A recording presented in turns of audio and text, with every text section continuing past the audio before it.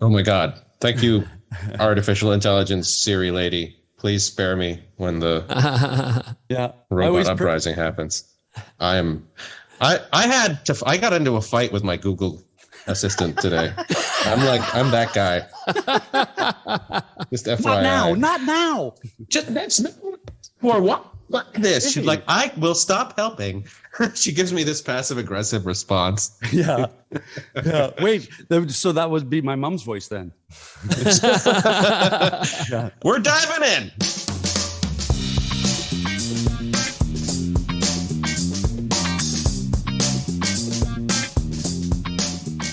Welcome to Cardboard Conjecture. We're a podcast about board games where we have opinions and conclusions formed on the basis of incomplete information. This episode of Cardboard Conjecture is brought to you by these great Saskatoon businesses: Amazing Stories Comics on 8th Street, Dragon's Den Games on 8th Street, and Breakout Escape Rooms on Faithful Avenue.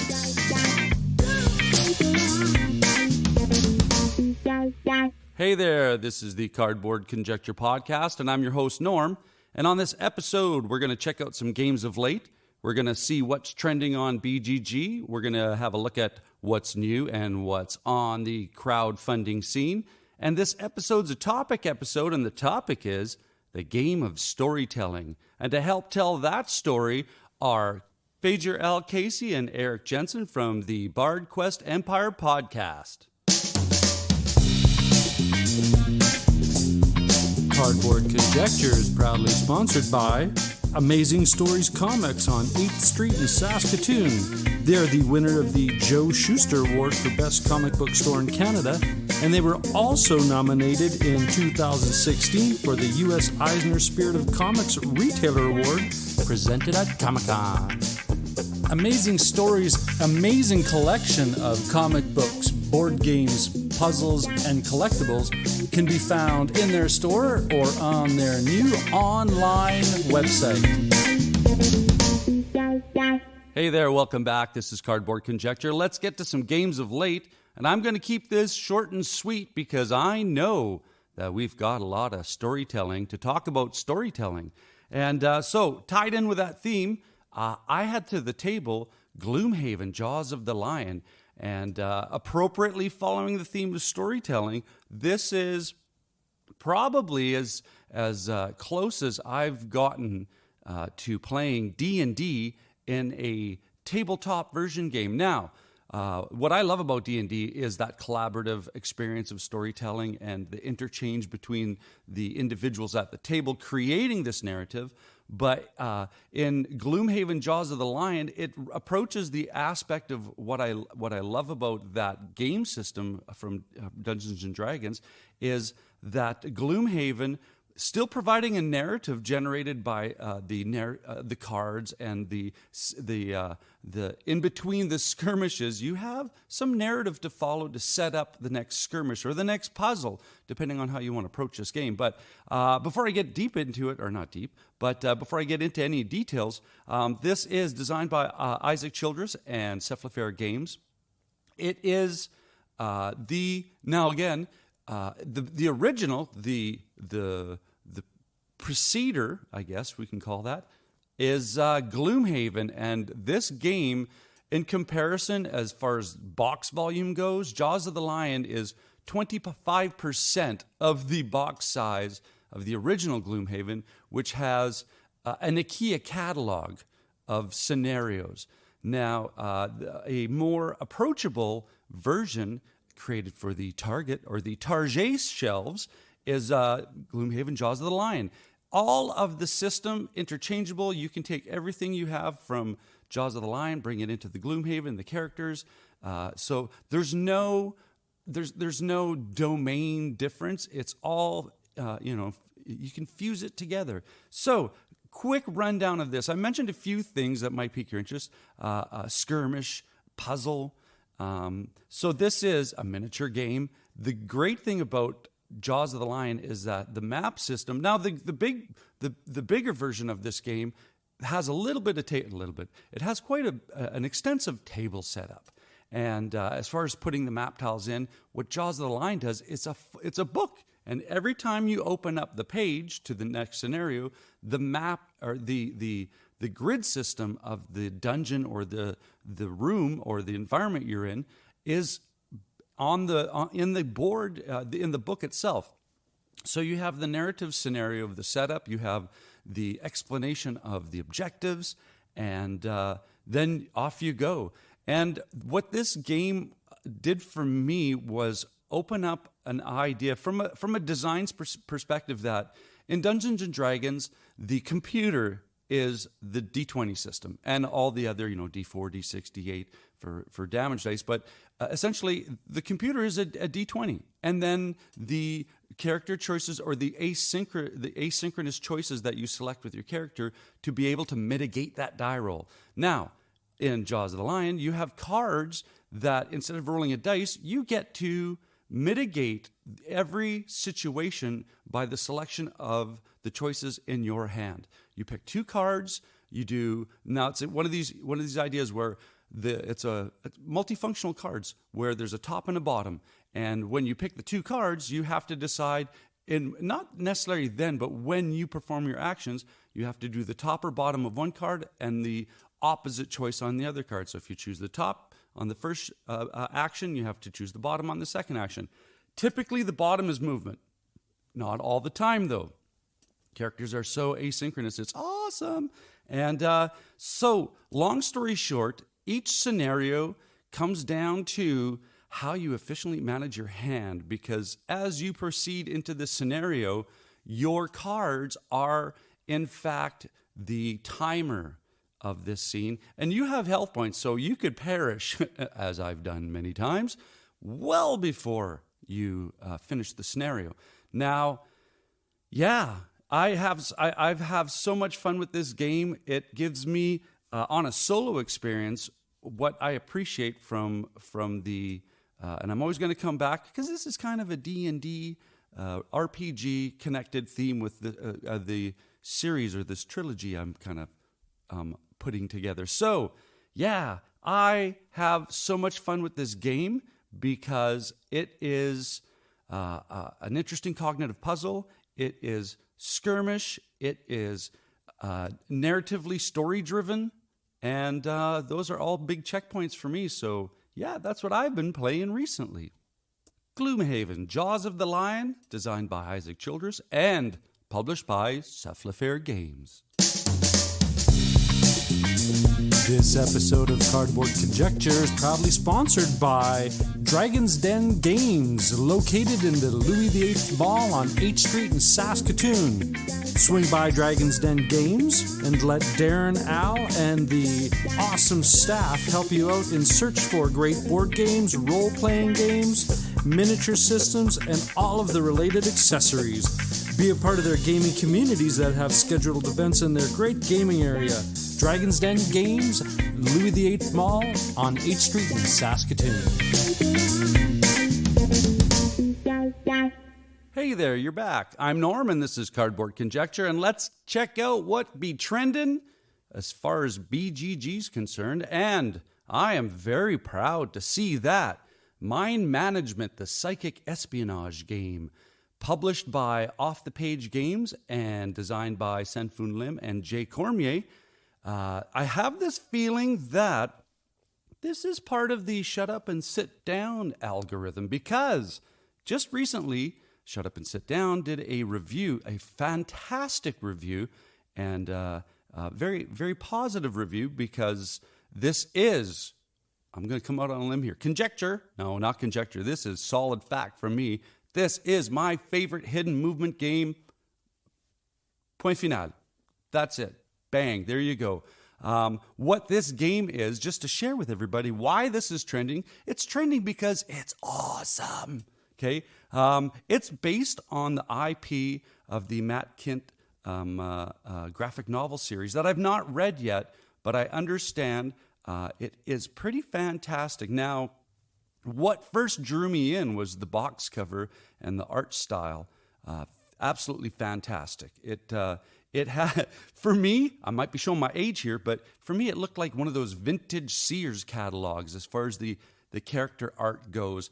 And then you juxtapose this with some crazy cerebral, psychic, visual, Salvador Dali-esque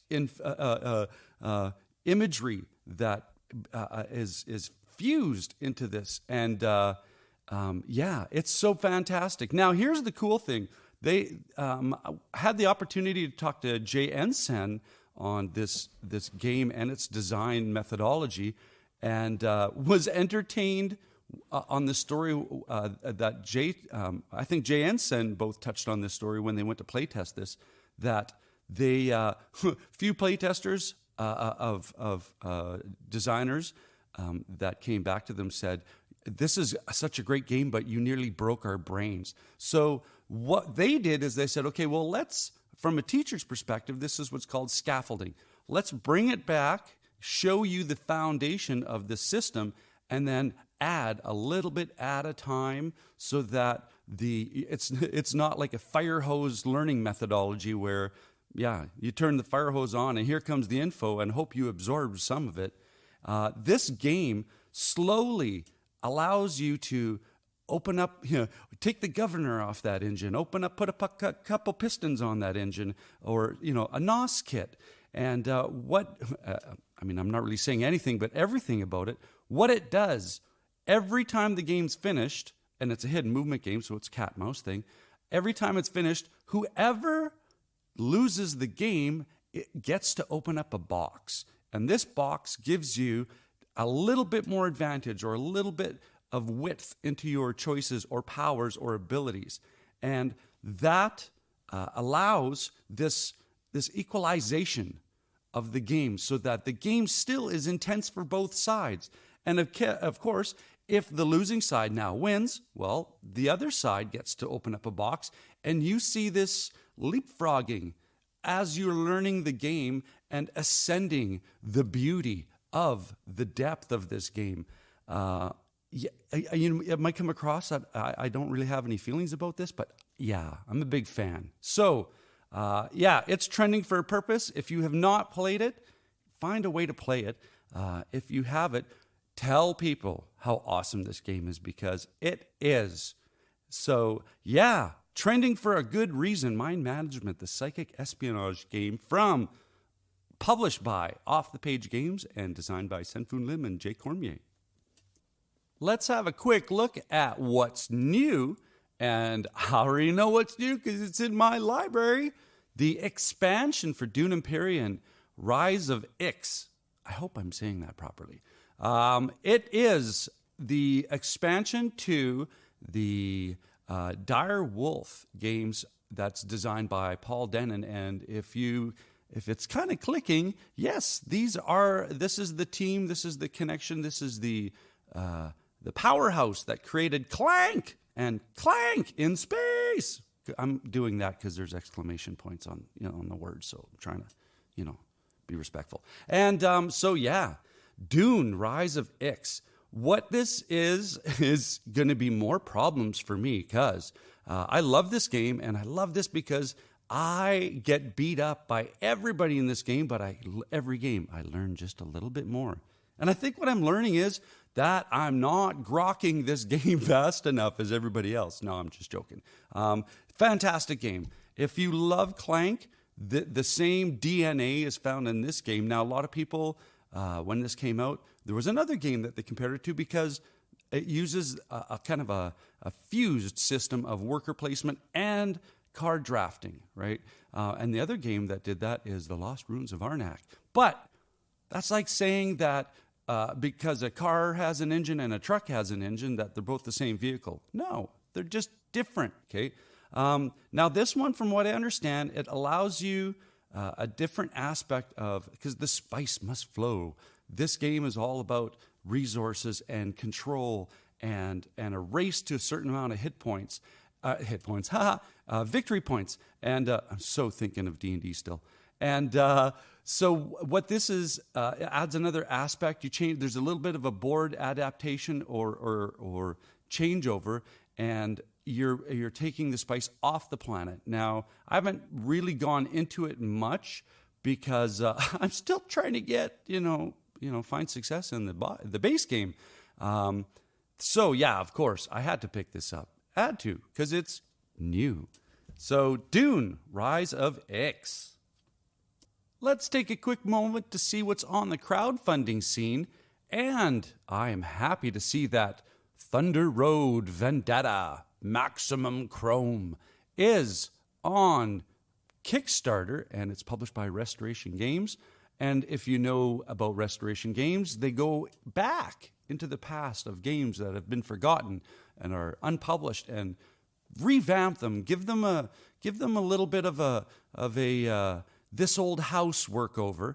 And the team involved in this, the team of designers involved in this old board game workover is, of course, Rob Davio, Justin Jacobson, and Dave Chalker, Noah Cohen, and I'm going to find, here we go, Brett Myers and Brian Neff. I hope I pronounced them properly.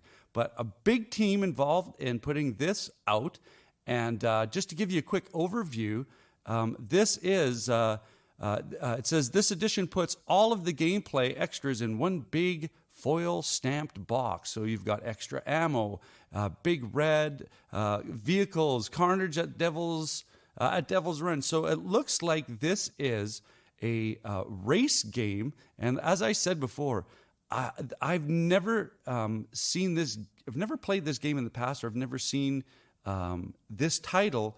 But for me, Restoration Games has been doing such a great job. First of all, picking the games that they want to have a new look at, and secondly, the production value. They have great product. Bottom line.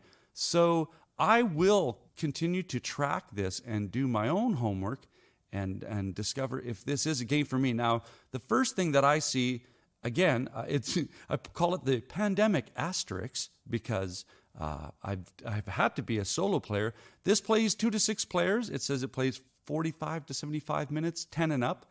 And to me, it sounds like a pretty cool family game, or, hits that market chunk. And 6 players, that gets a lot of people at the table. So yeah, Thunder Road, Vendetta Maximum Chrome. Hi. If you like the content we're creating and the podcast episodes we're producing, please leave a happy rating on the podcast platform that you use. This would be such a great gift, and would also help others find our podcast when they search for Board Game Podcast. And if you have the time, check out the YouTube channel.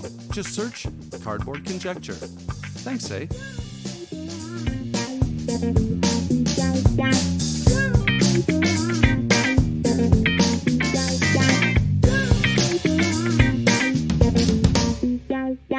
And welcome back. This is Cardboard Conjecture. I am fired up for this segment because it's been a long time in the planning. And so what it is, the topic is the game of storytelling. And the way I always like to present some of this stuff is I love James Lipton on how he would prepare himself for an interview and create thesis ideas. And this, for me, the game of storytelling, what I want to ask the question of and have answered is, why is it that most lasting and powerful gaming memories I have come from storytelling-based games?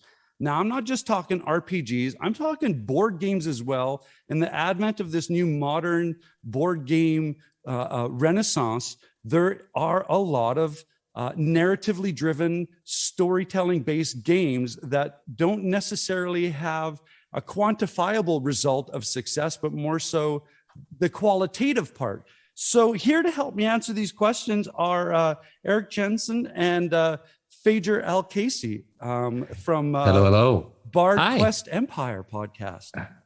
Hey, yeah, gentlemen. Thank you for having us. It's a pleasure to be here. It's nice. What a great question. It's nice to be in a place where my tangents can fulfill your wildest dreams. Okay, hang on. Where's soundboard? It's a great question. Wait, do you want to? Fajer, do you have some thoughts? Well, before we get started, tell us who you are. Like the people who are listening, give us an intro and some backstories before we get into answering this deep question. Sure. Right. Okay, go ahead, Eric. You go first. Oh no, you guys should roll a d20. You should roll a All right. I'll go. I'll take initiative. My name's Fajer L. Casey. I am an actor and voiceover artist and sometimes writer and unlike storyteller, and exploring all the aspects of that. And I run this podcast with my good friend Eric Jensen, where we talk about the intersection of D&D and storytelling. So what that means is we often interview a lot of people who are in the showbiz field, but also happen to play. And there's a lot of overlap in those things. The Venn diagram of like people who storytell or who have that experience and who wound up kind of doing it for a living is actually, now we're coming to find, is surprisingly large. And can you reframe the question for me again? Just why is it so lasting? Yeah. Right. For me, I think it's because stories are how we remember. I don't know about you, but like we talked a little bit about singing and songwriting at the top of the thing. But like songs are stories, and it's not a coincidence or an accident that a lot of learning when you're doing it is done in song form, right? It's a simple story. It rhymes. It often loops. It's like it hammers in the lesson. And in a way, like the more complex the learning, the more complex the story can be, and the more room there is for like, oh wait, there's more gray area here or more nuance. And I think that's why these role-playing games are so good at that, because they have room for that and the personal experience. So like it feels like it's me having that lesson or having that experience, rather than, oh, it's a game I'm playing and I'm detached from it. I don't know. For me, I'll speak to like the most lasting memories I have from Eric's game. Eric's run a game that I'm in for the last 4 years now. It's been 4 years. Wow. Yeah, about 4 years. That's awesome. Yeah, I'm the forever DM. Homegrown? Is it homegrown, or do you like kind of take campaigns and then use a little bit of that, kind of use it as a structure, and then just do what you want with it, kind of thing? Or well, I mean, in terms of playing with somebody like Fajer, you never get to do what you want. There's what you'd like to chaos. Do and what happens. But no, there's what you plan for and what Fajer pulls out of his ass, and you're just like, oh my God, how am I going to deal with this? But that's the joy of it too. I mean, right. It's the improvisational, and the out of left field idea and often that's the thing that I remember. It's like this thing that we thought was going to be straightforward, but like, oh, remember that time that I like when cows dropped. When cows dropped out of the air, or my favorite one was somehow I got a hold of a deck of what was it called? Deck of Many Things. Deck of Many Things. Yep. A deck of many things. My character got a hold of a deck of many things, but was like really scared of using it himself in the game, because he was like spooked by magic. I played this like no nonsense rogue, not a lot of like, until he got to like a place where he was like seasoned. He was like, no, fuck this shit. But he would barter with it, and you remember this when I got like the sort of fence for the Thieves Guild in his world to like pull a card that lowered his intelligence and then like cascaded into like this story dominoes into the universe that like I was just like, oh my God, yes. I did that. That was amazing. The whole thing fell apart. And can you explain it a little bit? The shopkeeper was like the keeper of a pet. You go ahead, Eric. Well, first of all, what was great about it was the surprise, was that this deck of many things that we have, which is a game, is about to reveal something that wasn't going to be revealed until like 4 or 5 games later in some situation or anything. So it magnifies things. I mean, my wife teaches storytelling at Juilliard, and she can explain this much better than I can, but her basic thing is that storytelling is really a matter of survival.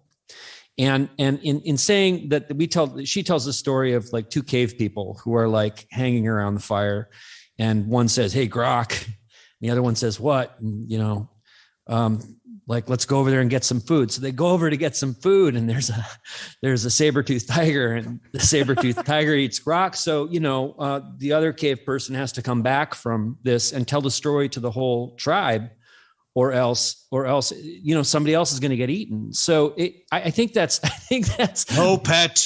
Some stories, pointy cat. some stories still live in that place, that speak to the most base part of our brain. And I mean, we're hardwired for that. So we've elaborated on it over the centuries, and we've gotten really, really, really good at it. And fairy tales come in those two flavors, basically. Like, okay, there's like Bunny Foo-Foo, and he goes off into this enchanted land and meets like all these magical creatures and like has a lot of fun. But there's also the cautionary tale fairy tale, where like, don't go off the path, where spirits will get you, where bears will get you, where totally. tiger, or this Hansel or and Gretel. Hansel and Gretel is. That's a dysfunctional family, and they were definitely. I don't know about you, but I think there's some incest in that. Good Lord! This is what he means. I take it to the left turn. Left turn. So I mean, let's go off of what Erik talked about. I mean, with the whole caveman stuff, because I've got this idea. Kind of us to bounce from era or peer, essence to essence kind of thing. And let's start, where you talked about oral to written histories. And the first thing I got is the Lascaux cave paintings, right? Where you just described a situation where without language, how do you do that? Well, I'm going to draw you the picture of what happened to Grog, right? Totally. And the basis to me being a high school educator, and as I mentioned to Fajer prior, I have my master's degree in instructional design and educational technology. So I see learning structure in everything. And from my point of view, with what you just described from that story template, is the three levels is to entertain, inform, and educate. Right. From that survival aspect, right? You want entertain to be in there so that information gets across, and educate can be more effective, and all that. It's all like this working together. I don't remember any of the BBCs that had that tone to advance the slide, but I do remember really cool history channels with 3D graphics, right? So, well, that's my thing. I'm a really happy Buddhist most of the time, except when you ask me about Buddhism and this philosophy or that philosophy. What's always appealed to me are the stories. And the stories are about, a cautionary tale. You run into a stranger and you won't give them a place to sleep, and they go next door. Turns out the next day they were the Buddha. Like you have that tale. I thought you were supposed to kill the Buddha if you met him on the road. Very interesting. That book confused me. That book confused me a great deal. But the story is, you should be generous to others. You should be generous to others with less. You should be generous with your heart. And those are really important things just for humanity's survival. It's one of the reasons that in the United States anyway, now they're burning all these books, is because people don't want their children to develop empathy.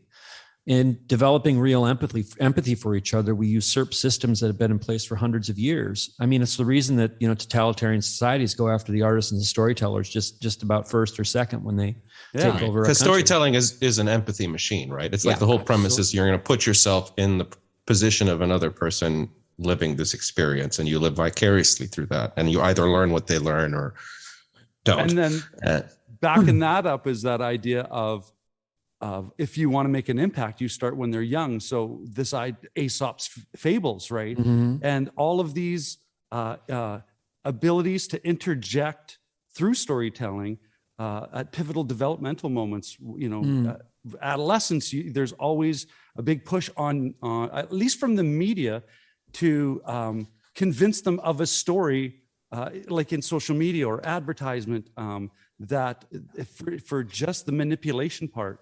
And the skill can be used for good or evil. That's the problem. It's the force of it right there, right? Yeah. And so I guess what for that idea of like oral history to written history, what are you guys thinking about? Like, we started off, painting pictures on caves, but now we're able to have story through a Zoom, through a screen. Does that technology enhance or interfere, or it's like you were saying, it's the three things that stories do. And like, it's interesting you mentioned the Lascaux paintings, because those guys were really good art. We're both illustrators, me and Erik as well. So those guys, we also know about those guys as artists. And there's like there's this myth that perspective drawing didn't happen until like the 18th century, right? But like, you look at some of these cave drawings, and there's actually some that move if you like play light on them a certain way, the way they're drawn. So there's evidence of prehistoric animation techniques, which is crazy. And there's all these like detailed descriptors of like, oh, this is a bear, this is a saber-toothed tiger, right? Like, so like what you're saying, educate, inform, and entertain. And like that drawing is telling the story of like Grok, who got eaten by pointy sharp-toothed cat. Don't go near the other bear. Don't be Grok. My brain just went on a tangent where I could see one caveman going up to looking at the picture going, but what's his motivation? Yeah, exactly. Why Grok go to bear? Caveman dramaturg. That's the episode. Dramaturg. Well, I mean, I can speak to cancel this. I can speak to this in an odd sort of way. I mean, I'm a hyphenate. Fajer and I are both actors. Fajer's a really good writer. And we met because I wrote a play that he was in. And our whole thing is about oral history. Jessica and I wrote this play called The Exonerated and have written other what's called documentary theater things. We have a new one now called Coal Country that's actually going back. You have kind of a trilogy. Yeah, it is. It's kind of a trilogy, and broken up with a comedy, which was Lester, right? Hey-o. But that's not a comedy. Come on. That's a tragedy, yeah. But the oral tradition is something that's very important to us. What we do is we take that oral tradition, we transpose it, and we hand it to other people to tell the story. And I'm going to tell you something magical that happens. The people who are playing these people that they've never met, and don't have any video of. Oh yeah, that was crazy. Oh, they become it gesturally. What they're saying starts to affect their body movements, and it would freak me and Jess out because they would become the people that we talk to in their bodies, not just in their words.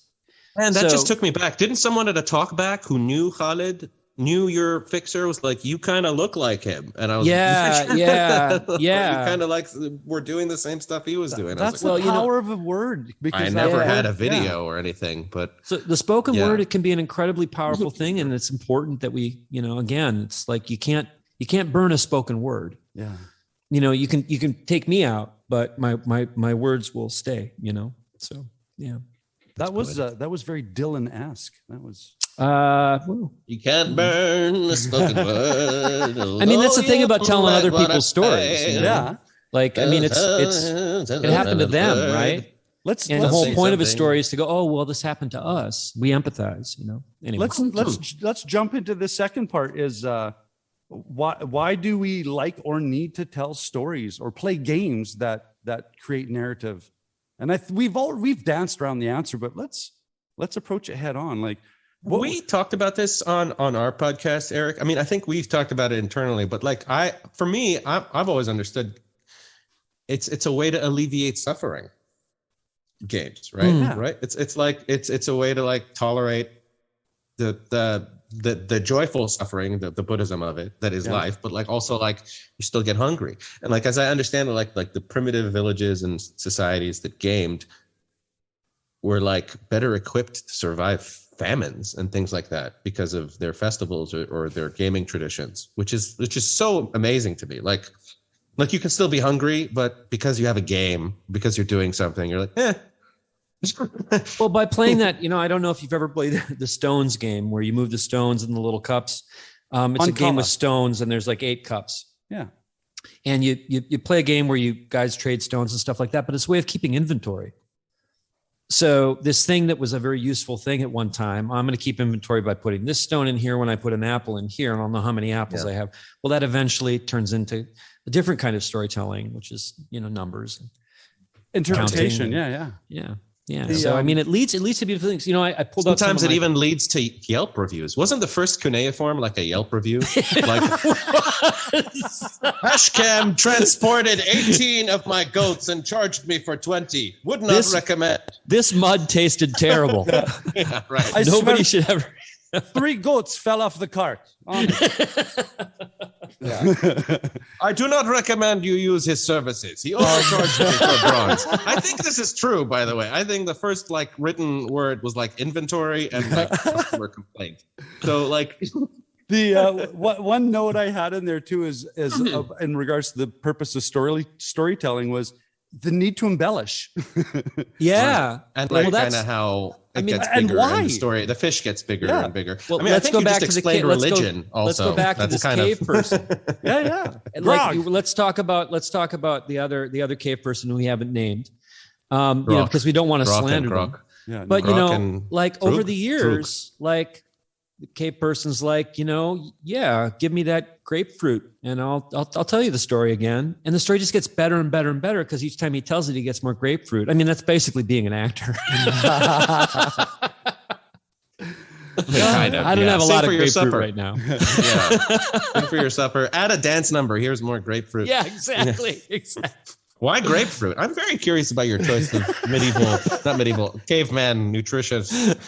How I eat this sour ball. I'm really invested in caveman barbarian speak. Also, I think the other caveman's name should be like Steve or something. Yes, Grok and Steve. Oh, that just sounds like a cool podcast. Yeah, okay, let's do it. Let's do Grok and Steve. As long as I don't have to produce it. And it can be like the caveman discovering modern things and Steve explaining it to them. All right, we just pitched your next project. You've just described my teaching profession. Yeah. Oh, really? What is TikTok? Just like We're not sure yet. Oh, I have a teenage daughter, and that's a great threat. It's like, if you don't do this, I will post a TikTok video of me dancing. Right. Exactly. Done. Yeah. Why do you suppose that storytelling is working so well right now? To flip that question, because that is a storytelling medium. It's just a weird storytelling medium, and like it's a cool tool that could be absolutely blown apart with the 60-second story. But I don't think. Yeah, Eric, you look like you got something rolling around. I got something rolling around.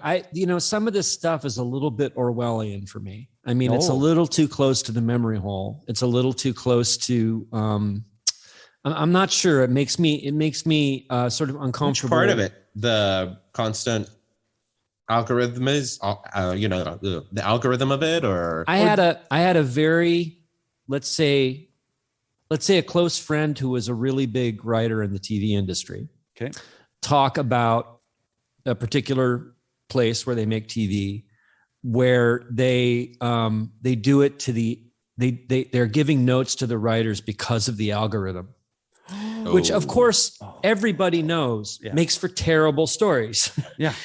Because there's have nothing you ever seen surprising. those it's like those scripts, those Batman scripts written by computers. Oh yeah, those are The Joker comes out of the Batmobile and eats Robin. Like things like that start to happen. Like right, it's like people's worst. It's people's worst instincts as audiences kick in when these things come out, and they think they're getting something good, but they're not. They're just getting something that's the algorithm. So eventually it becomes dull because you don't learn anything. You're not seeing new forms and new people and new. Let me throw this one out there. Just kind of bouncing off that idea popped in my head. One of the reasons potentially that storytelling is driven is because it is soulful. It replenishes. Now, when playing D&D, right? It's not just the fact that I'm creating story with my friends.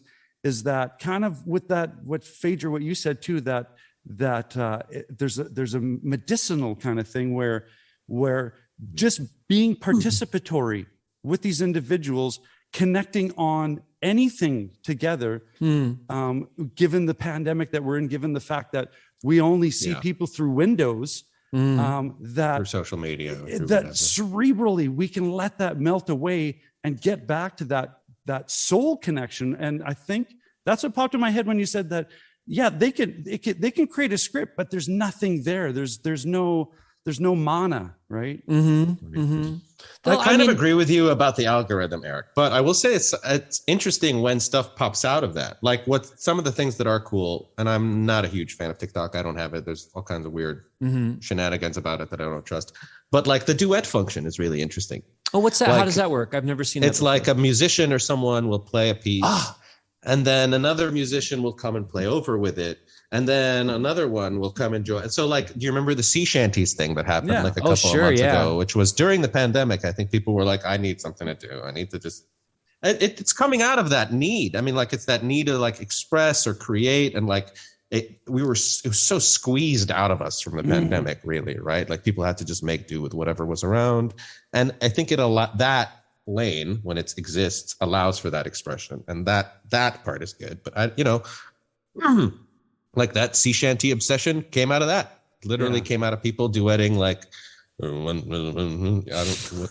Billy of Tea. There was a sailor with a really grotty beard. And then someone else would like jump in on the next thing. Someone played a violin over it. Someone, you hit the collaboration part. You get the collaborative thing with strangers, which we're sort of verboten of having, right? In this point of time. Well, at least here in this society, life finds a way. Bill, I didn't know you were joining the conversation. Let's bounce to because I love from the educational technology side. I love understanding how students learn, so that I'm able to develop a method of teaching to meet their needs, right? Weirdly enough, I'm constantly seeing parallel. We've talked about this with my other group, where I'm constantly seeing parallels in my reality to how I would interpret a D&D game, and teaching wise all the time. Yeah, for me, it's like here's this next campaign group. I need to know these characters and their backstories so that I can help them with their story arc and be functioning with this grand story arc, which is completing this course. And that just occurred to me, and I'm like, okay, yeah. It's you're like listening. You're in dialogue. Yeah, that's a good DM. I mean, and that's a style of DM. Like some people go, okay, that's a thing. You have a backstory. I don't care. Here's my world, and you are in it now. Yeah. And like, as a inhabitant of that world, I can guarantee you that my wisdom score has gone up since I was 20. I mean, it's also a way of recognizing our flaws. Stories. Yeah, every 4 levels you get a ability. Yeah, exactly. I don't know what level I am now, but it's certainly not 3.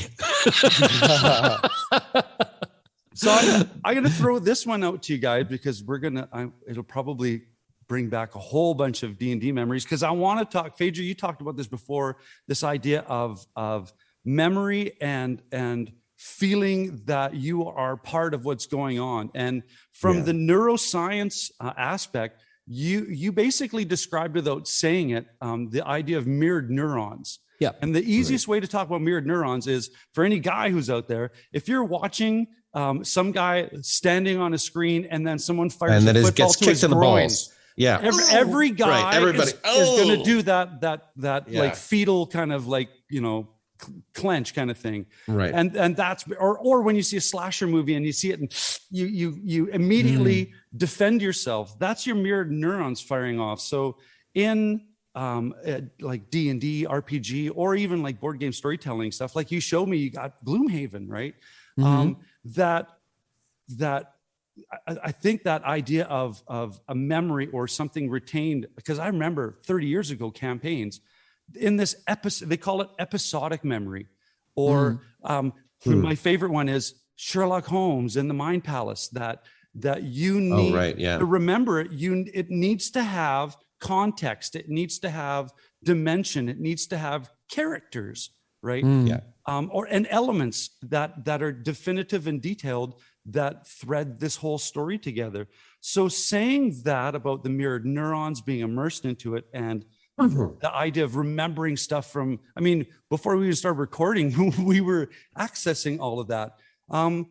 Throw out some of your favorite moments in regards to a storytelling game, and I mean, specifically in both your cases, it's all about D&D, and I am going to let that happen. I'm actually, I want to speak to a couple of the guests that we've had on our show. This is my daughter's Billie Eilish hat, although I've become a fan. I don't know what happened to me.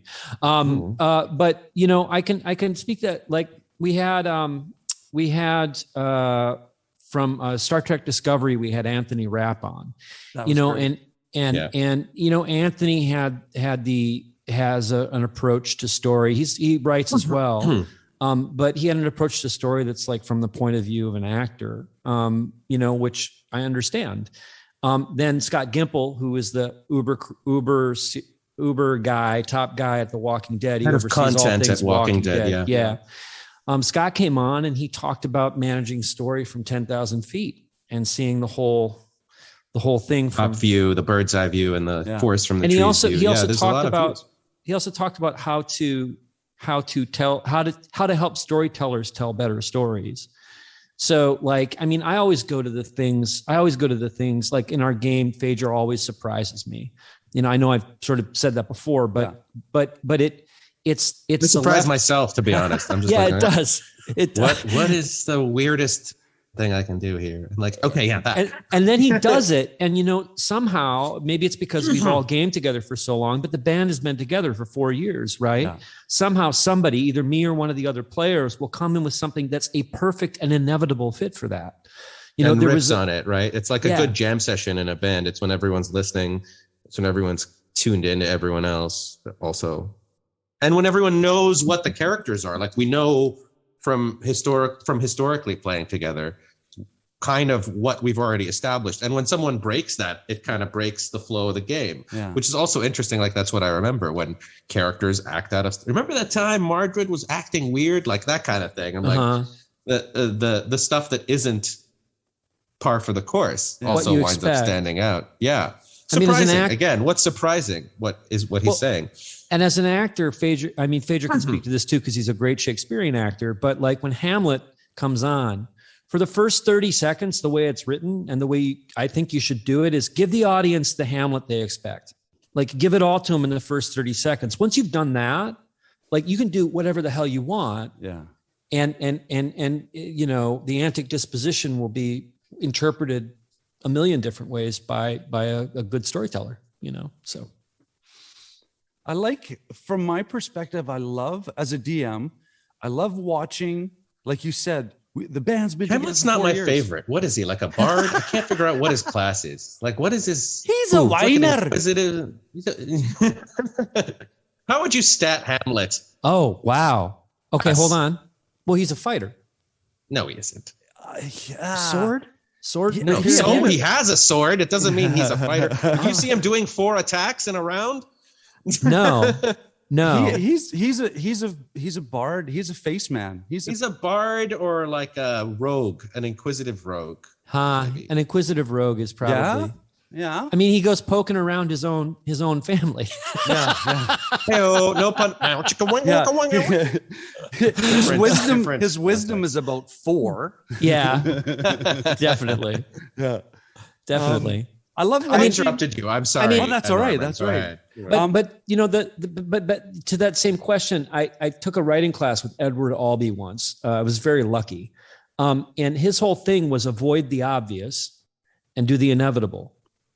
Right? Yeah. Stay away from the cliches, which is what algorithm ultimately leads you to, and do what's inevitably going to happen in the story. And it's that sense of inevitability that drives us forward. You know, that the sense that we're all waiting for the big swing from the ship's mast for the pirate captain Luke to rescue. Luke and Vader are going to have that fight. They are, They are always going to have that fight. The dragon is always going to meet the party. You know, like that's. Yeah. I'm a big fan sometimes of watching players in my campaign.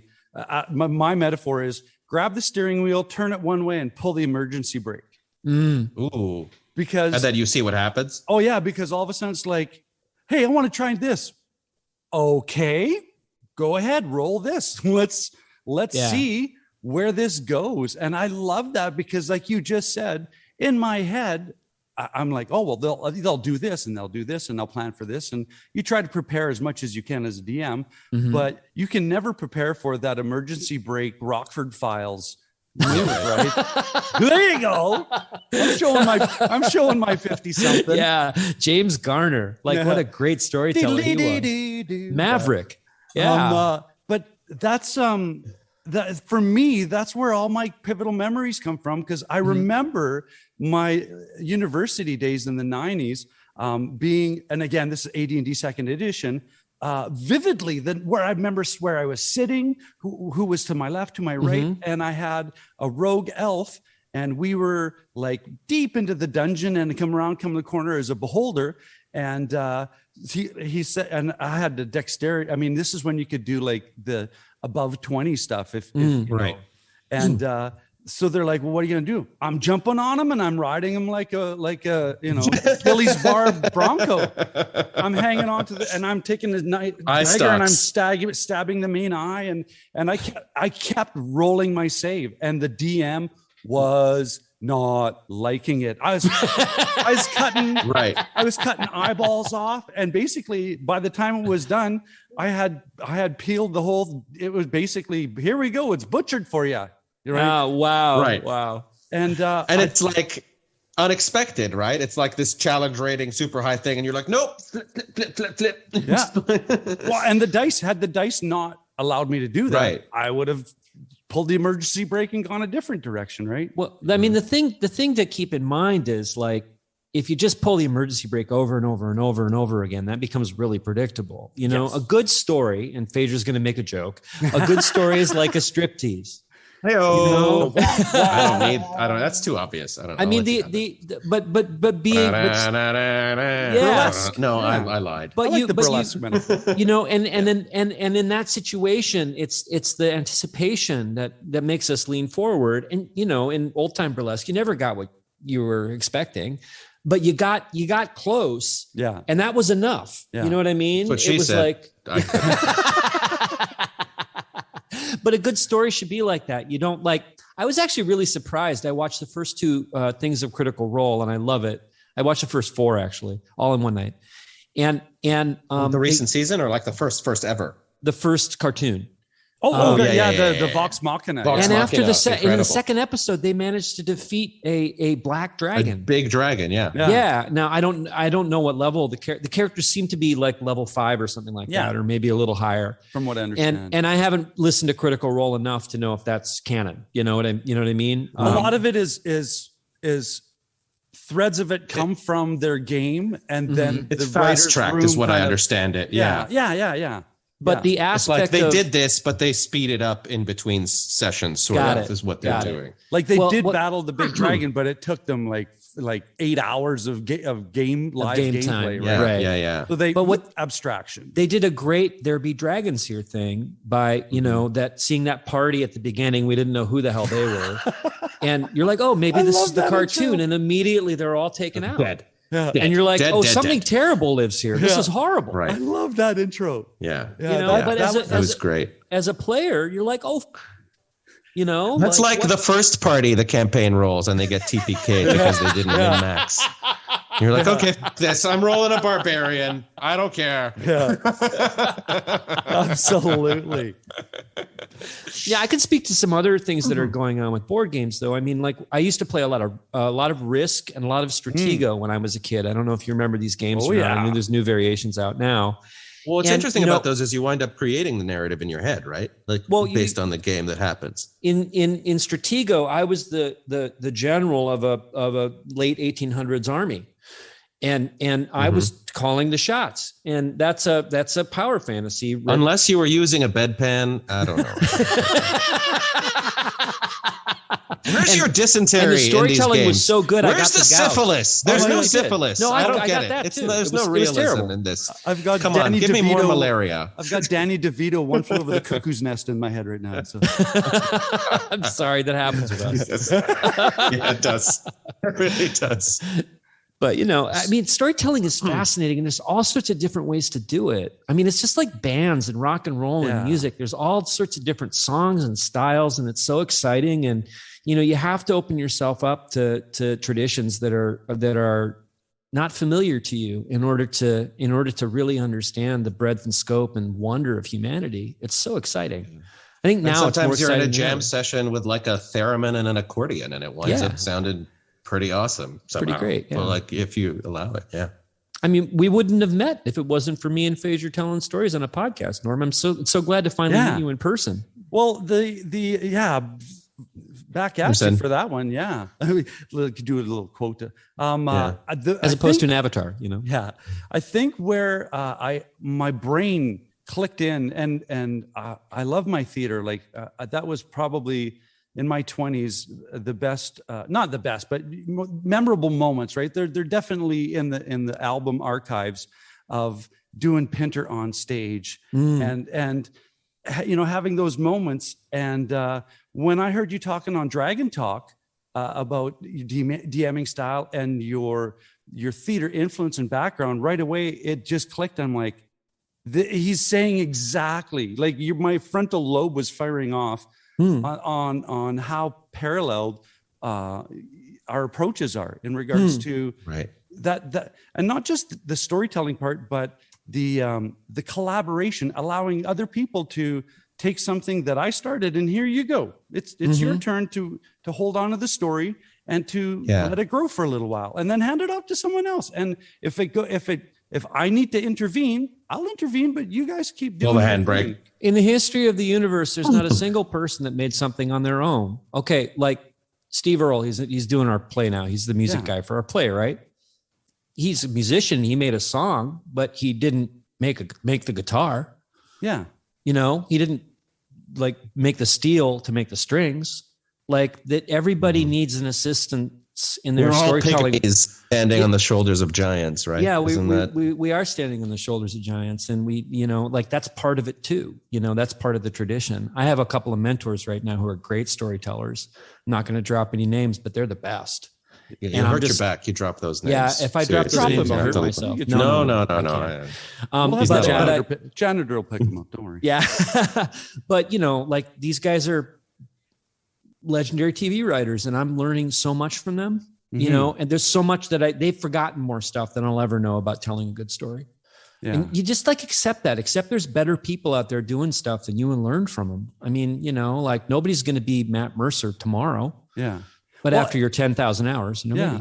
And on the flip side to that, oh, sorry, Fajer, go ahead.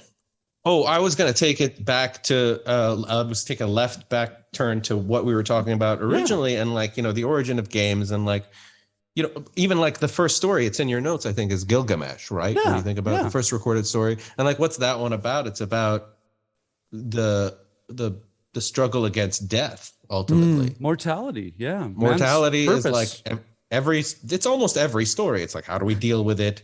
What do we do in the meantime? What, you know, and they're thwarted in that one, right? Because the snake, I don't know, the snake goes into the well of eternity and drinks the water, and that's why the snake sheds its skin. But it's also like how we're explaining the world. Yeah. And what I like about, I kind of drifted. I went to a tangent. So go ahead, go back to what you were thinking, and we'll go back to. I'm in the cornfield with you. I'm digging. Yeah, yeah, you're in the cornfield. With a snake and Gilgamesh. Yeah. So right. There was a lot of snakes back there. We were fascinated with talking snakes. Apparently, Mesopotamia was rife with snakes. Yeah. Well, I mean, again, you know, but it's taking the form of the thing that you fear, right? Like snakes are very dangerous, you know? And so, you know, the thing, you take a little thing about something you fear, you put it in a story. Yeah. And it magnifies the fear. So it's not just a snake that we're all afraid of. It gets bigger. Right. Yeah. It just popped in my head. It's the fact that the snake mastered death, or that won or figured that out or whatever. Again, being a teacher, always seeing different facets of it. Throw this out there for you guys. Does storytelling initiate or help respite? Because back to that whole idea, Fajer, of what you were saying, that life is hard, and sometimes we just need to immerse ourselves in order to have that. Well, it's both, right? It's almost like dreams are both rest and problem solving, right? They're like your brain is working something out with a story. Your brain is working something out internally, and by empathizing with a character in a story, you're also working something out. But it is both restful and extroverted kind of engagement, right? Yeah. Like you put yourself in the situation, and you're also like do we provide ourselves that opportunity to heal? As like if we're telling stories, is that part of the function? Is I'm trying to heal myself just as much as I'm trying to allow someone else to be a part of this dialogue or narrative? Well, my wife describes story as an empathy machine. I think Fajer referred to it earlier as that. It mints empathy. So it is healing because nobody wants to suffer alone. You know, it's not just like complaining to a friend, although that's a kind of storytelling too. Right. We're all the hero in that complaint, right? And this guy who cut in front of me is an asshole. Well, yeah, but you've been the guy who's cut in front of people too. Honestly, we all know. You're not my father. Shut up. Exactly. You don't know me. But I think I think it's a necessary pressure valve. It's one of the reasons that I've had such a hard time during the pandemic, because I can't sit across from somebody and cross-pollinate or be at a party where I can tell pour a Crisco on the floor and let nature take its course. That's a different kind of cross-pollination. Bob just flew out of the kitchen at Mach 2. Yeah. But, in terms of like being at a party, you get to have different stories with different people, and you can be a new person each time. Yeah. Yeah.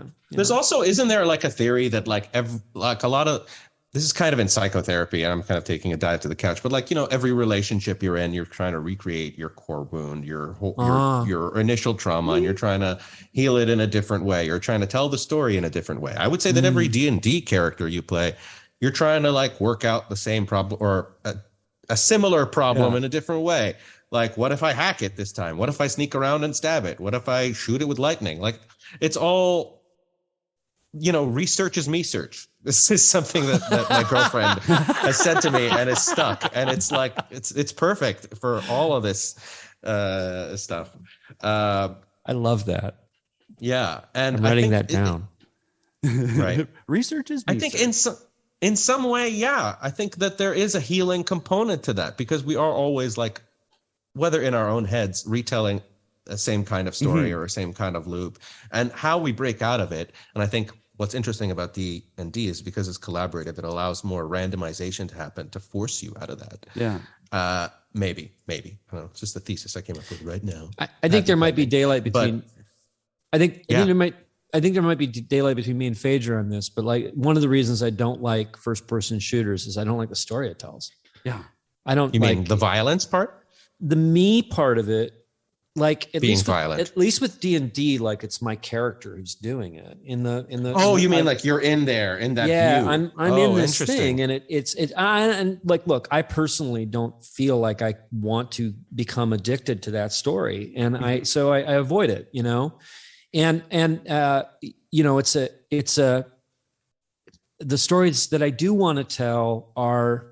The things I've always responded to are like things like Baldur's Gate. I don't know if you've ever played that video game, but it's a turn-based game where you decide what each of the characters is doing, and then you get to see how it all goes. It's a bigger scope. You mean it's the idea from like the Scott Gimple 10,000 view. Well, you're aspect. In that story, you're kind of a god. You're in a god's point of view. You're viewing it from that way. Whereas in the first-person shooter, you're in the driver's seat, and you're kind of like it's more personal. Difference between programming the movement and being in the skin. Yeah. Well, I mean, look, I've been an actor, so I've been in some skin. I know Fajer's going to make a joke. Hey-o. Who hasn't? But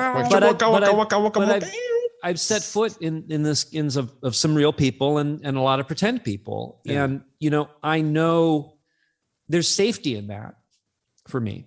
Because I get to wear a mask and I get to say something that maybe I wouldn't get to say in life, that maybe or having to hold an opinion that I don't have. So if you had that same experience and it was third person, would it be different? That's why I loved so much being on the stage is that fact that I got to explore ideas, thoughts that I, as me, no way would I even go there. But as a character, it's prudent to me to explore that, to see how this idea or influence would. I love doing long improv or working on sketch ideas in regards to characterization. Yeah, well, I mean, I think they have to have a basis in something, this is a controversial take, but I don't have a problem with the lawful, neutral, evil system. Yeah. With like the nine. I don't understand what's the controversy. The 9 squares. Well, a lot of people feel it's reductive, I see. You mean to have those and labels at all. And it certainly can be. By a bad DM would make those things reductive. Oh, your character wouldn't do that because you're neutral evil or whatever, right? But I like how you do it as a spectrum, and like you move a person into a different alignment eventually, and like there are consequences for that in game, which is. I think what is interesting also is the mechanics is why we're all drawn to D&D. Is the mechanics are so well thought out and laid out that they can like cover these complex questions, or like it allows our brains, the room to like, okay, how do I solve this problem with these rules? It's it's a basis of character. It's like just for somebody who's never acted before, it's an easy way to slip on a point of view. Yeah. and say, oh, what's chaotic neutral in this situation, or what's lawful neutral, or I'm forgetting all my alignments now. What's chaotic neutral? Good? Yeah. How does chaotic good work in this character? Right. Yeah. Interestingly enough, in just a past session we had, there was that idea where one of Tim just kind of went, wait. I'm not going to react that way because my guy's neutral. So you guys fight it out. Sure, yeah, right. It's like, it's no skin, right? And right away, because he was, wanted to intervene. He's like, no, I got a soldiering background. No, pecking order. You guys figure it out, right?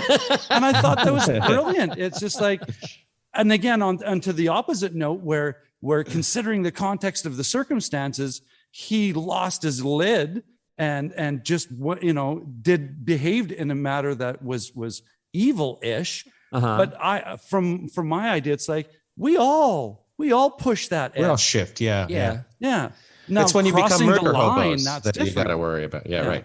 Yeah, I mean, like you should see what kind of I actually change classes when somebody hassles me in New York. Like, I mean, if somebody really is violent or gives me a hard time or whatever, I become a completely different person. And I mean, so in that way, what's the multi-class dip? You're dipping into like barbarian, a lot of fighter, a lot of barbarian, a lot of barbarian. Barbarian. If you're a barbarian, I thought it'd be like rogue assassin. And I mean, I'm talking about things that I can't handle peacefully, that no Buddhist story attaches itself to, like the guy throwing the bagel at my head from 2 feet away.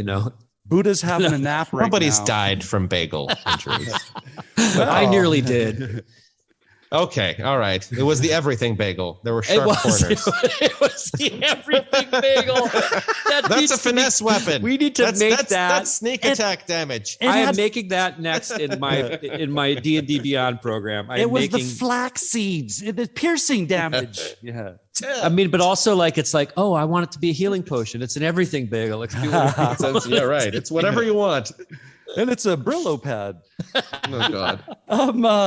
Let's round this out, and I'm going to just throw out some ideas, and you guys bounce it around, kick it around. But the first one, it's that whole philosophical thing from left, right.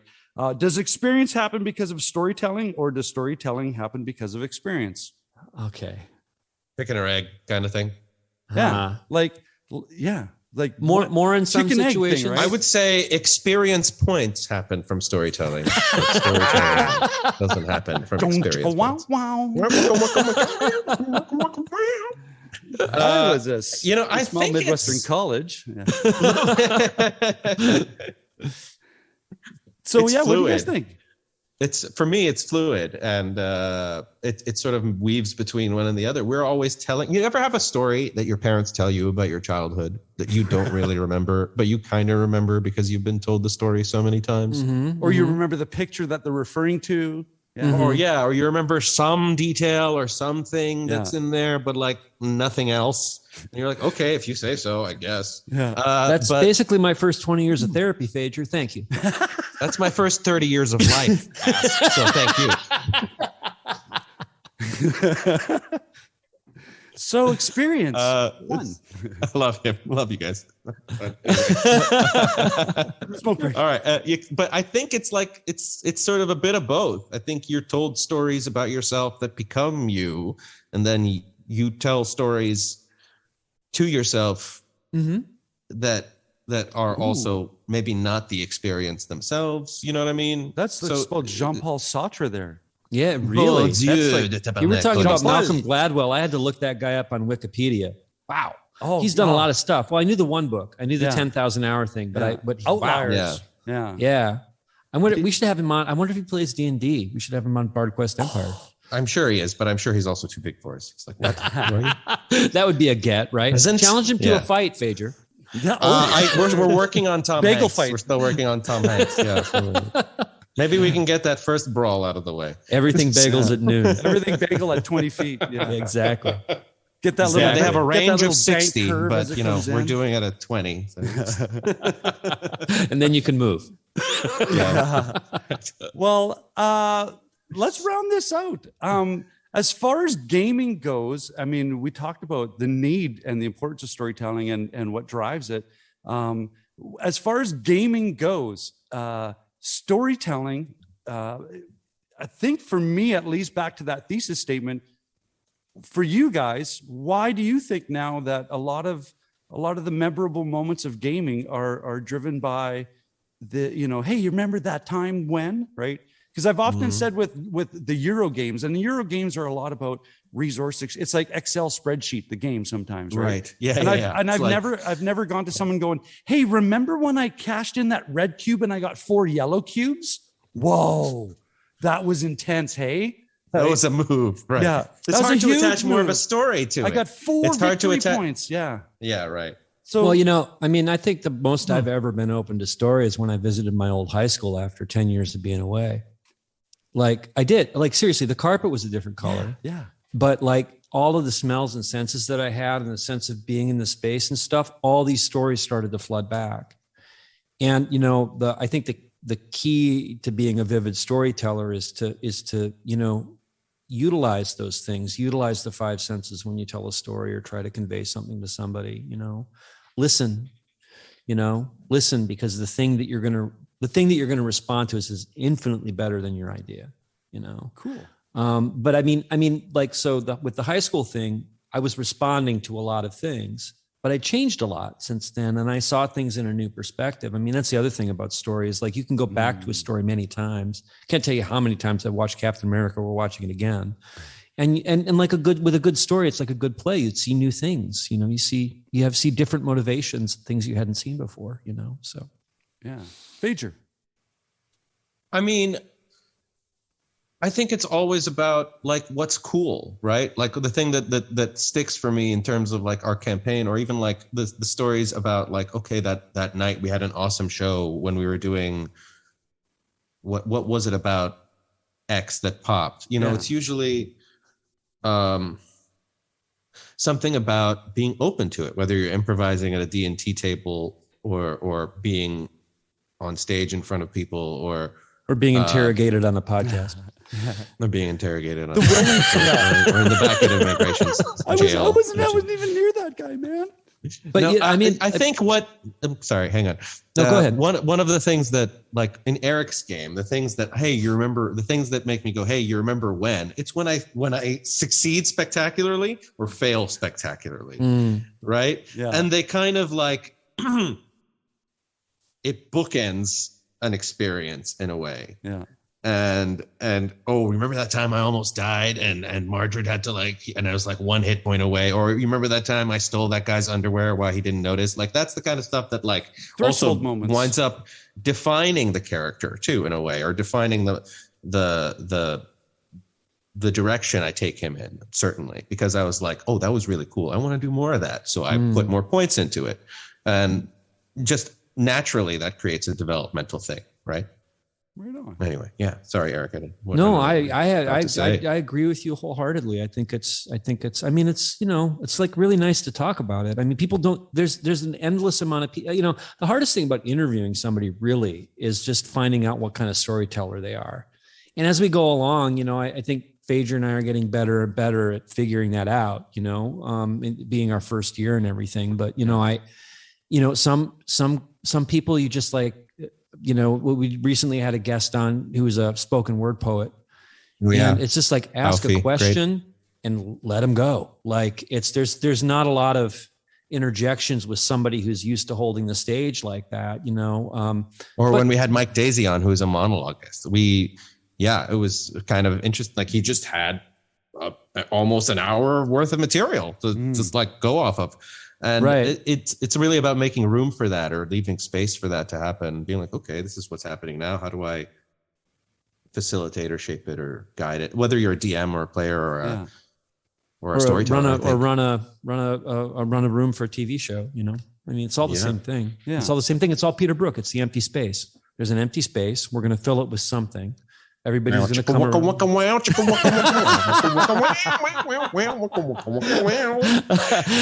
that's where we started. Full circle. I think that's James. That's Campbell. We've come full circle. Speaking of full circle, I could go on for hours because I'm just having so much fun. Well, we got to do this again sometime. Yeah. Maybe for another season. Really come on again. I really enjoy talking to you, Norm. Yeah, you too. How about you guys give a bump to yourself and your podcast, where people can find you on Twitter or. Yeah, great.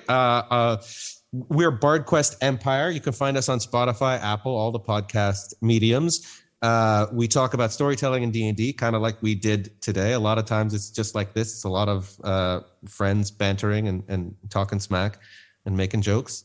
We have a good time. We think you will too. Eric, do you remember our BardQuest E on Twitter? Is that right? Yep. And on Instagram, it's BardQuest_Empire. We're probably launching a Patreon. Look for that soon. And we got season 2 coming. We're really excited. We already have some episodes in the can, but we're both getting kind of busy, so it might not launch till, what did we say, April? Spring. Yeah, it's gonna season 2 is gonna happen come April. Yeah. Yeah. Right on. Renewal. That's Campbell too. Renewal. Right? We renewed ourselves. That's how it works. Well, I can't thank you enough, Fajer, Eric. This has been fun. Thanks. Yeah. Thank you so much. Yeah. Thanks. And if let us know if you show up in New York or something. You got tickets to a play if it's still happening. Cool. This episode is supported by the incredible team at Breakout Escape and Board Game Lounge here in Saskatoon. Using industry-leading technology, Breakout escape rooms are all 100% uniquely designed by the team to ensure their patrons have maximum fun while staying safe. As well, they are a fully licensed board game lounge with over 400 titles to select from to ensure fun for every gamer, new and experienced. Be sure to check them out at breakoutsask.com. At Breakout Escapes and Board Game Lounge, they believe that life is more fun when you play games. Hey, welcome back. That was so much fun. That was such a great discussion.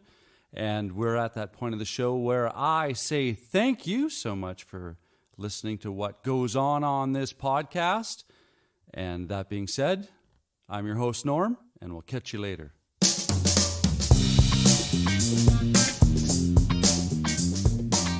This has been an episode of Cardboard Conjecture, and we are Bridge City Board Gamers. And you can find us on Facebook at Bridge City Board Gamers Saskatoon. You can find us on YouTube, Bridge City Board Gamers. We are also on Twitter at BC Board Gamers. And of course, Board Game Geek Guild number 3039.